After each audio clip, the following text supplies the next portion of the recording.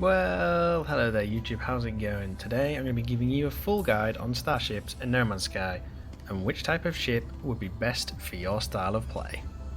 There are, at the time of creating this video, 6 types of ships that you're able to buy or find on your travels, and there are also 4 different classes of ships that you can get with them. So let's get to it.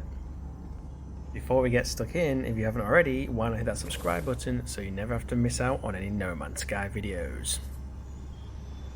So as I mentioned, there are currently 6 different types of ships that you can get in No Man's Sky, and each one has its own advantages and disadvantages depending on your style of play.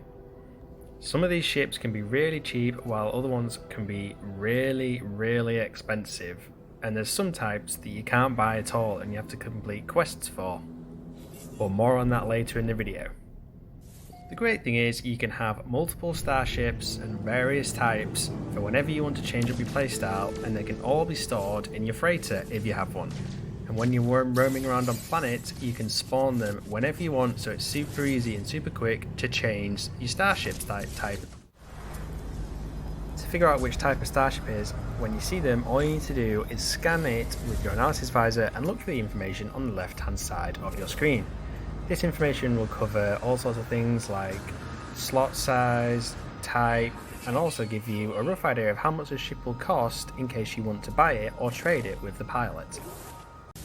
So there are 4 classes of starships in No Man's Sky: C, B, A and S, and would you believe the S-class ships tend to be the most expensive and the C-class ships tend to be the cheapest.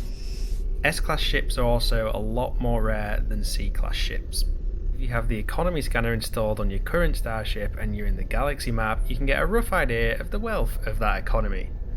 The wealthier the economy, the more common A-class and S-class ships become compared to poorer economies, and obviously the more C-class ships you're going to come across. So it's definitely worth making a note of how wealthy your system is when you're on the hunt for a new starship, because the wealthier it is, the better the ship you'll find. So the first of the 6 types of ship we have is shuttle ships, and these are pretty good if you're just starting out in the game, mainly because they are really cheap to purchase whenever you come across them. If you're a player who isn't too bothered about getting a shed load of resources for selling or building bases with, and you're not overly fussed about earning copious amounts of units to buy the fancier and larger ships and other things in the game, then shuttle is probably the best type of ship for you. Shuttle ships are a good solid option for if you just want to explore the endless amounts of planets and systems that you will find throughout the universe that is No Man's Sky. On the flip side though, they're not ideal for holding many resources, as they tend to be very small and they don't actually have any specific class bonuses, so they're pretty much the most basic starship you can get in the game. As I said, if you're not bothered about having the fanciest or the biggest starship, then you just stick to a shuttle, you'll be fine. Moving on to a more interesting starship, we now have a fighter ship class, or type. Now these are pretty self-explanatory, they're basically built for space dogfights. The first ship you actually come across when starting out in the game is a basic fighter ship, so you should be pretty used to piloting these bad boys early on. You won't be surprised to hear that a fighter ship will give you an improved damage bonus, so they're ideal for when you're chasing down those pesky pirates or finding yourself in the middle of a space fight with another freighter. Of course, fighter ships are very easy to maneuver for the same reason, to give you that advantage in a dogfight. So if you're a player who wants to spend a lot of time hunting pirates, taking out freighters and the like, then a fighter ship is the one for you. You will be able to find all sorts of fighter ships throughout the universe, and some of these are pretty damn good looking as well.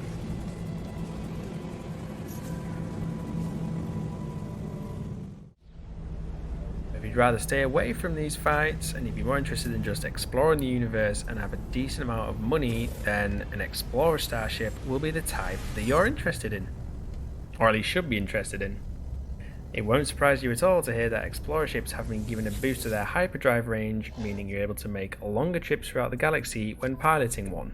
So make sure you get yourself an explorer ship as soon as you can afford a decent one if you want to, well, explore the vastness that is No Man's Sky, and you're not too fussed about making loads of money afterwards or down pirates and freighters. If you are interested in carrying resources and making loads of money from said resources, then the hauler type ship will be the one for you. My preferred types of ship, just because they have the most amount of inventory spaces available to them. However, this does come at a cost. If you do ever come across an S-class hauler ship, this will probably be one of the most expensive ships in the game, so you're going to need tens of, maybe even 100 million units to get the best of the best hauler ships.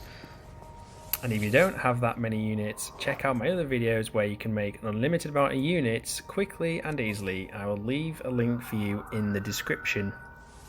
Anyway, as well as having the most amount of inventory space in them, haulers also have shield boost, meaning you can sustain more damage if you ever stumble across a dogfight or if pirates are after your valuable resources. The flip side of that is, of course, they have poor maneuverability, so it can balance it out, so think twice before getting involved in a dogfight if you're piloting a hauler. So if your playstyle involves a lot of resource collecting and selling them on, then look no further than a hauler ship, as they will be the best type of ship for you to have throughout the game. Next up, we have, in my opinion, by far the best looking ships in the game, and these are of course exotic ships. They are all relatively small but have stats boosted across the board, so even though they are small, they are going to cost you a lot of money.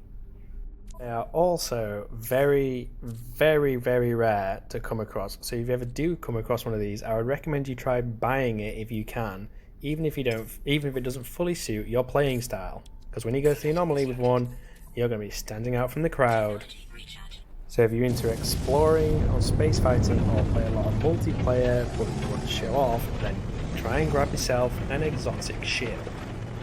The chances of coming across one of these exotic ships randomly is so low it's almost never going to happen, so you need to know where to look for these things. And luckily enough for you guys, I've already done a video on how you can find these super rare ships. So if you want to stand out from the crowd, I'll leave a link for you in the description of my other video so you can get one of these awesome ships yourself.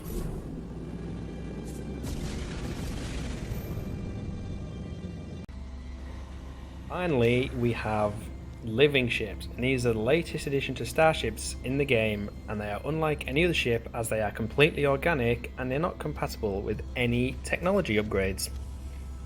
Instead, you will need special fuel and components to power all living ships' functions. You, however, have boosted stats for both the hyperdrive and damage output, so they're kind of a hybrid fighter and explorer ship. So if you're into both exploring and space fighting, then I would say go ahead and try and get yourself a living ship.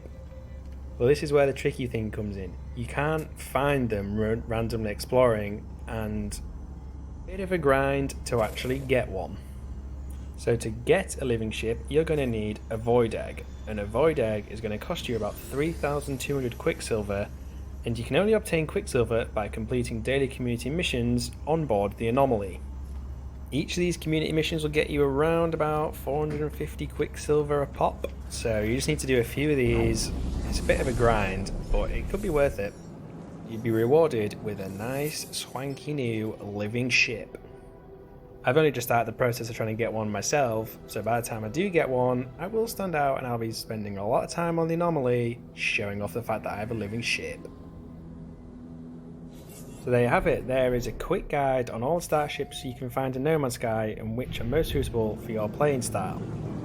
As always, if you found this video useful, why not hit those like and subscribe buttons, and leave a comment below on any more videos you would like me to cover in No Man's Sky. Thanks for watching, and catch you next time.